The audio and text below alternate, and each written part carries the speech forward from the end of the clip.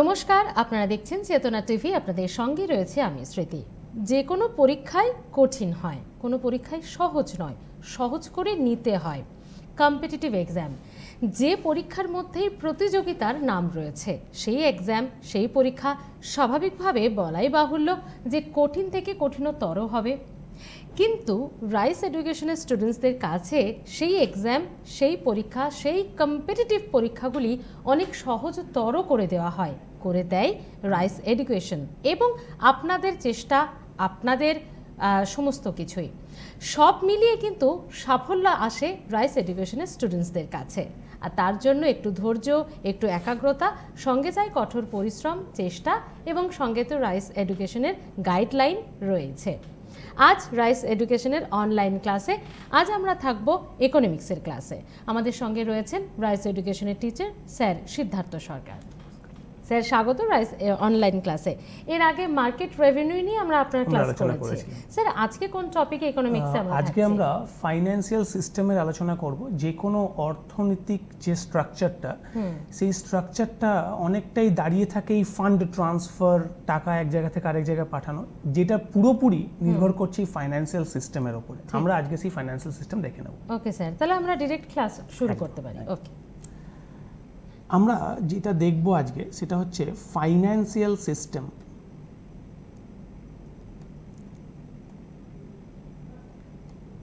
সবার আগে আমরা দেখে নেব এই ফাইন্যান্সিয়াল সিস্টেম ব্যাপারটা কি। আমাদের যে ইকোনমিটা, সেই ইকোনমি বলতে আমরা বুঝছি যে আমাদের যে ইকোনমিক সিস্টেমটা, যেই কাঠামোটার উপরে আমাদের সমস্ত অর্থনৈতিক অ্যাক্টিভিটিসগুলো করা হচ্ছে, সেই ইকোনমিক অ্যাক্টিভিটিসগুলোকে এক জায়গায় করে ধরে রাখার কাজ হচ্ছে ইকোনমিক সিস্টেমের। এই ইকোনমি বা ইকোনমিক সিস্টেমের একটা বড় জায়গা হচ্ছে ফাইন্যান্সিয়াল সিস্টেম। ফাইন্যান্সিয়াল সিস্টেম কি, খুব সহজ ভাষায় যদি আমাদের বুঝতে হয়, তাহলে কিছু ফাইন্যান্সিয়াল ইনস্টিটিউশনস,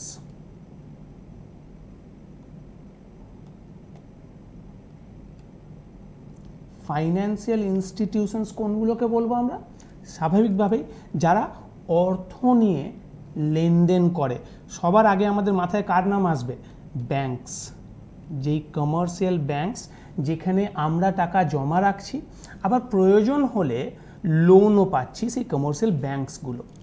সেকেন্ড, যেই সমস্ত সংস্থা পরে যেগুলো আসতে পারে, সেগুলো হচ্ছে ইন্স্যুরেন্স কোম্পানিজগুলো, মিউচুয়াল ফান্ড বা শেয়ার মার্কেট। এছাড়াও বিভিন্ন ধরনের ফাইন্যান্সিয়াল ইনস্টিটিউশনস আছে যারা অর্থ নিয়ে লেনদেন করে। অর্থর যারা কারবারি, অর্থ যারা কিনছে, অর্থ যারা বিক্রি করছে। এর সাথে তো অবশ্যই গভর্নমেন্ট এবং আরও অন্যান্য ইনস্টিটিউশনসগুলো যারা অর্থ নিয়ে লেনদেন করছে। এইখানে এই সমস্ত ইনস্টিটিউশনসগুলোর যে লেনদেন, সেই লেনদেনটা কিভাবে চলছে? সেই লেনদেনটা চলছে ফাইন্যান্সিয়াল ইনস্ট্রুমেন্টের মাধ্যমে। এই ফাইন্যান্সিয়াল ইনস্ট্রুমেন্টসগুলো কি? আমরা জানি ব্যাংকে আমরা চেকস ইস্যু করি অথবা ড্রাফটস ইস্যু করা হয়। এটা হচ্ছে একটা রিটেন ডকুমেন্ট, যেই রিটেন ডকুমেন্টের মাধ্যমে ফান্ডটা, অর্থটা এক জায়গা থেকে আরেক জায়গায় স্থানান্তরিত করা সম্ভব হচ্ছে। ইন্স্যুরেন্সের ক্ষেত্রে আমরা কি দেখি? আমরা দেখি পলিসি বন্ড। সেই পলিসি বন্ডের মাধ্যমে একটা কন্ট্রাক্ট তৈরি হয় কোম্পানির মধ্যে। কোম্পানির সঙ্গে চুক্তিটা কার হয়? পলিসি হোল্ডারের। যে পলিসি হোল্ডার নিয়ম মতন প্রিমিয়ামসগুলো দেবেন এবং তার বিনিময়ে কোম্পানি তার একটা ফাইন্যান্সিয়াল রিস্ক কভারেজ করবে। এই যে সমস্ত কন্ট্রাক্টটা এই পলিসি ডকুমেন্টে উল্লেখিত থাকে। কাজেই policy document is also a financial instrument. এই ধরনের শেয়ার মার্কেটে আমরা শেয়ারস, ডিবেঞ্চার্স, বন্ডস এগুলো দেখে থাকি। এই সমস্ত ফাইন্যান্সিয়াল ইনস্ট্রুমেন্টস আর এই ফাইন্যান্সিয়াল ইনস্টিটিউশনের মধ্যে একটা মেলবন্ধন প্রয়োজন, এবং এই পুরো জিনিসটাকে মানে financial instruments and financial institutions তাকে ম্যানেজ করা, তাকে একটা কমপ্লিকেটেড নেটওয়ার্কের মাধ্যমে রাখা, সেটার কাজ হচ্ছে এই ফাইন্যান্সিয়াল সিস্টেমের।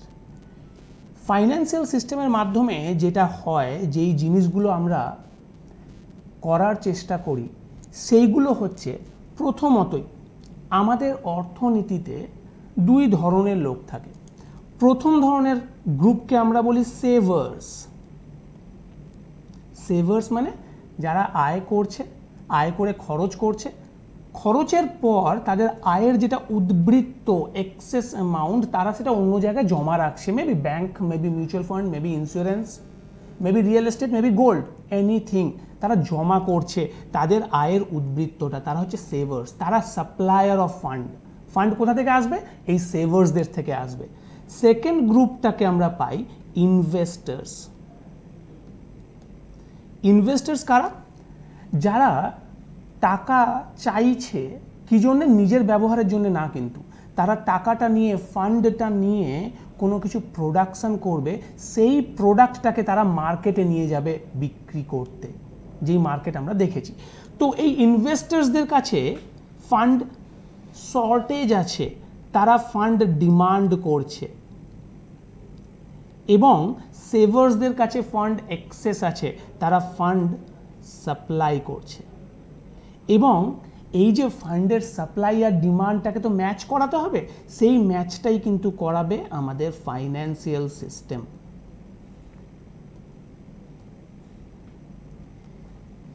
থার্ড কাজ যেটা আমরা দেখব ফাইন্যান্সিয়াল সিস্টেমের, সেটা হচ্ছে এই যে সেভার্স আর ইনভেস্টরদের মধ্যে যে গ্যাপটা, সেটাকে ব্রিজ করা ছাড়াও তারা এই যে ফান্ড ট্রান্সফারের কথা আমি বললাম, এই যে ফান্ডটা যেটা সেভার্সদের কাছ থেকে কালেক্ট করে ইনভেস্টরদের কাছে পৌঁছে দেওয়া, সেই ফান্ড ট্রান্সফার তার কাজটা যাতে স্মুথ হয়, যাতে ফাস্ট হয়, যাতে সিকিওর হয়, এবং সর্বাপেক্ষা যাতে এফিসিয়েন্ট হয়, এমন একটা সিস্টেম আমাদের বানাতে হবে, এমন একটা নেটওয়ার্ক আমাদের তৈরি রাখতে হবে, যেই নেটওয়ার্কের মাধ্যমে এই সমস্ত কাজগুলো খুবই এফিসিয়েন্টলি আমরা করতে পারি। এবং সেই যে নেটওয়ার্কটা, যেই নেটওয়ার্কের মাধ্যমে আমরা ফান্ড ট্রান্সফারটাকে স্মুথ করব, ফাস্ট করব, সিকিওর করব এবং এফিসিয়েন্ট করব, that is our financial system. ভেবে দেখুন, মানি অর্ডার, আমরা যখন পড়াশোনা করতাম, যদি হস্টেলে থাকি, বাড়ির থেকে মানি অর্ডার আসতো, হস্টেলের সুপারিনটেন্ডেন্টেরও অধিকার থাকতো না সেই মানি অর্ডারের টাকা নেওয়ার, আমাকে গিয়ে সই করতে হতো, তবেই মানি অর্ডারের টাকা আমার কাছে আসতো। এবং বাবা যেদিন মানি অর্ডার করতেন, সেই মানি অর্ডারটা পেতে আমাকে অন্তত 15 দিন অপেক্ষা করতে হতো। এখন এমার্জেন্সির সময় কি হবে? এখনকার ছেলেমেয়েরা IMPS করে দেবে 24/7। এই যে ডেভেলপমেন্টটা কিসের জন্য পসিবল হলো? এই ডেভেলপমেন্টটা একমাত্র পসিবল হয়েছে আজকে এই ফাইন্যান্সিয়াল সিস্টেমের জন্যে, যে রাতারাতি যখন আমার প্রয়োজন 24/7 আমি টাকাটা পাঠিয়ে দিতে পারছি যার কাছে। তাহলে এই financial system is very important part of any economic system. আমরা আজকে এই ফাইন্যান্সিয়াল সিস্টেমের আলোচনা করব। এবার ফাইন্যান্সিয়াল সিস্টেমটা বোঝার পরে আমরা সবসময় চলে আসবো আমাদের ইন্ডিয়ান কনসেপ্টে। কেন কি আমরা ইন্ডিয়ান, আমরা ওয়েস্ট বেঙ্গলে বসবাস করছি, আমাদের গ্রাউন্ড রিয়েলিটিটা দেখতে হবে। ব্রডলি আমাদের এখানে ফাইন্যান্সিয়াল সিস্টেমটা দুভাগে ভাগ করা হয়েছে। একটাকে আমরা বলি অর্গানাইজড, বা যেটাকে আমরা বলি ফর্মাল সেক্টর, আর আরেকটা পার্ট হচ্ছে আনঅর্গানাইজড, বা যেটাকে আমরা বলছি ইনফর্মাল সেক্টর। কাকে অর্গানাইজড বলবো, কাকে আনঅর্গানাইজড বা ইনফর্মাল বলবো? প্রথমে অর্গানাইজড বা ফর্মাল সেক্টর হচ্ছে সেই সেক্টরটা, ফাইন্যান্সিয়াল সিস্টেমের সেই পার্টটা যেটা কোনো না কোনো রেগুলেটরি অথরিটির পারভিউয়ের আন্ডারে আছে। মানে যেমনি ব্যাংকস, আমাদের দেশে কমার্শিয়াল ব্যাংকসগুলো কার পারভিউয়ের আন্ডারে আছে? Reserve bank of India. আমাদের দেশে শেয়ার মার্কেট কার অথরিটেটিভ রেগুলেশনের আন্ডারে আছে? Security and exchange board of India, SEBI। আমাদের দেশে ইন্স্যুরেন্স সেক্টর কার রেগুলেটরি সুপারভিশনের আছে, আন্ডারে আছে বা কন্ট্রোলে আছে? সে হচ্ছে insurance regulatory and development authority of India, IRDAI। এবং সবার ওপরে আমাদের ভারত সরকারের মিনিস্ট্রি অফ ফাইন্যান্স। এই সমস্ত রেগুলেটরি অথরিটির আন্ডারে যারা আছে সেই সমস্ত সেক্টরকে আমরা বলবো অর্গানাইজড বা ফর্মাল সেক্টর, যাদের মধ্যে commercial banks, insurance companies, share market, Bombay stock exchange বলো আর ন্যাশনাল স্টক এক্সচেঞ্জ বলো, সব কিছু কিন্তু এই অর্গানাইজড বা ফর্মাল সেক্টরে চলে আসছে। তাহলে অপরদিকে এই যে ইনফর্মাল বা আনঅর্গানাইজড সেক্টরটা কোনটা? স্বাভাবিকভাবেই যারা কোনো ধরনের রেগুলেটরি অথরিটির পারভিউয়ের আন্ডারে নেই, মানে সরাসরি রিজার্ভ ব্যাংক, সরাসরি SEBI, security and exchange board of India, সরাসরি IRDAI এদের ওপর কোনো রকমের আইন প্রণয়ন করতে পারছে না। কারা হতে পারে? একটু ভাবলেই বুঝতে পারবে। হঠাৎ করে আমার ফান্ডের প্রয়োজন হলো, আমার কাছে ব্যাংকের লোন নেওয়ার মতন অতটা সময় নেই, আমি রিলেটিভ, আমার যারা আত্মীয় তাদের কাছে আমি আমার ফান্ডের জন্য আমি চাইতে পারি যে আমাকে দাও, সাপোর্ট করো। আমার নেবার্স যারা, আমার প্রতিবেশী যারা, তাদের কাছে আমি টাকা চাইতে পারি। ভিলেজ মানি লেন্ডার্স, যারা মহাজনী কারবার করে, অথবা ইন্ডিজেনাস ব্যাংক, 4-5 জন শহরের যারা একটু ধনী লোক, যাদের ওয়েলথ বেশি, তারা এক জায়গায় এসে একটা ব্যাংকের মতন তৈরি করছে। ব্যাংকের মতন মানে কি, তাদের কাছে লোকেরা টাকার বিশ্বাসে টাকা রেখেও যায়, আবার তাদের থেকে টাকার ধারও নিচ্ছে, কিন্তু তারা ব্যাংক নয়, because they are not licensed under RBI। তাহলে এই যে ইন্ডিজেনাস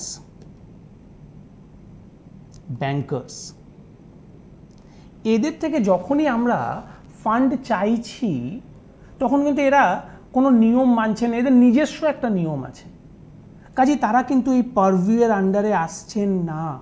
এবং তাই জন্যেই এই জায়গাটাতে আমরা বলছি আনঅর্গানাইজড সেক্টর। এবং এখানে মনে রাখতে হবে, যত একটা কান্ট্রি, একটা দেশ, একটা অর্থনীতি পিছিয়ে থাকে, ডেভেলপড হয় না, আমরা জানি we Indian and Indian economy is a developing Indian economy. কাজে আমাদের এখানে এই ইনফর্মাল বা আনঅর্গানাইজড সেক্টরটার কিন্তু একটা বড় পার্ট আছে। আর যত এই পার্টটা বেশি হবে তত কিন্তু ইকোনমিক ডেভেলপমেন্ট আটকা পড়ে যাবে। কেন কি, এখানে কখনোই সোশ্যাল ওয়েলফেয়ার দেখা হবে না, এখানে কোনো নিয়ম রেগুলেশন মানা হবে না, এবং এখানে সর্বদাই প্রাইভেট বা ইন্ডিভিজুয়াল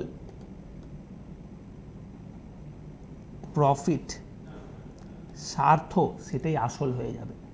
দেশের উন্নতির কথা এরা একেবারেই ভাববে না, এবং এদেরকে দিয়ে ভাবানো যাবেও না, কেন কি এরা কারুর কন্ট্রোলে নেই। তো আমাদের ফাইন্যান্সিয়াল সিস্টেমকে আমরা দুটো ভাগে দেখলাম, অর্গানাইজড, আনঅর্গানাইজড।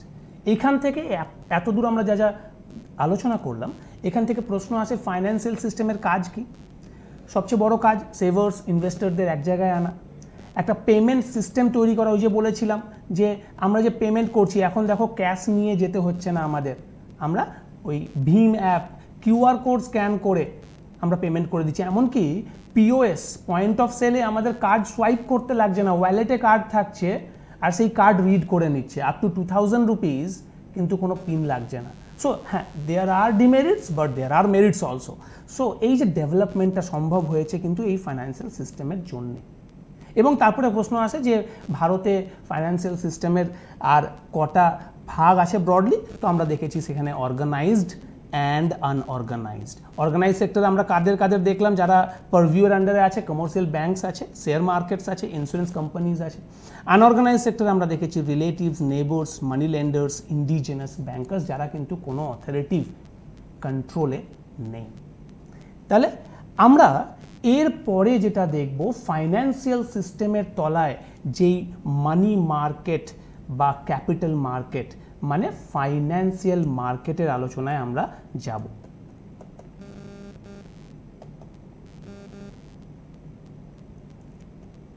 ফাইন্যান্সিয়াল সিস্টেমের একটা বড় পার্ট কিন্তু এই ফাইন্যান্সিয়াল মার্কেট, এবং এই ফাইন্যান্সিয়াল মার্কেটকে আমরা কিন্তু ব্রডলি আবার দুভাগে ভাগ করব। একটা ভাগকে আমরা বলবো মানি মার্কেট, এবং আরেকটা ভাগকে আমরা বলবো ক্যাপিটাল মার্কেট। আমরা এই দুটো মার্কেটের আলোচনায় যাওয়ার আগে আমরা দেখে নেব যে এই মানি মার্কেট কি। মার্কেট মানে আমরা দেখেছিলাম যে এমন একটা জায়গা যেখানে বায়ার্স অ্যান্ড সেলার্সরা এক জায়গায় হয়ে তাদের যে জিনিসটা বিনিময় করছে। মানি মার্কেটে তাহলে কি বিনিময় হবে? Obviously money. So we will continue with money market. একদম স্যার, প্রশ্নগুলো যদি আরেকবার একটু বলেন। একদম, এই জায়গা থেকে প্রশ্ন যেটা তোমরা ফেস করবে সেটা হচ্ছে যে ফাইন্যান্সিয়াল মার্কেটের কাজ কি, ফাংশনস, যেগুলো আমরা দেখলাম যে ফাইন্যান্সিয়াল মার্কেটের ফাংশনস হচ্ছে সাপ্লায়ার অফ ফান্ড আর ডিমান্ড যারা করছে ফান্ডে তাদেরকে এক জায়গায় আনা এবং একটা পেমেন্ট সিস্টেম গড়ে তোলা যাতে করে ফান্ডসগুলো খুব সিকিউরলি ফাস্টলি ট্রান্সফার হয়। Financial market broad classification Indian মার্কেটে কত রকম আছে? দুটো আছে, অর্গানাইজড, আনঅর্গানাইজড। অর্গানাইজড পার্টে কারা কারা আসছে, আনঅর্গানাইজড পার্টে কারা কারা আসছে, কেন অর্গানাইজড বলা হচ্ছে, কেন আনঅর্গানাইজড বলা হচ্ছে। একদম মানে স্ট্রেট প্যাটার্নের কোশ্চেন, এখানে কোনো ট্রিক নেই, কেন কি এখানে এই জায়গাটাই পুরো, এখানে তো আর কোনো থিওরি আমরা দেখছি না, এখানে পুরো ডেফিনেশন ওয়াইজ আমরা জিনিসটাকে আলাদা আলাদা করে দেখে নিচ্ছি। ঠিক স্যার, একটা ছোট্ট ব্রেক নেওয়ার সময় হয়ে গেছে, একটা বিরতির পর ফিরে আসছি। স্টুডেন্টস সঙ্গে থাকুন।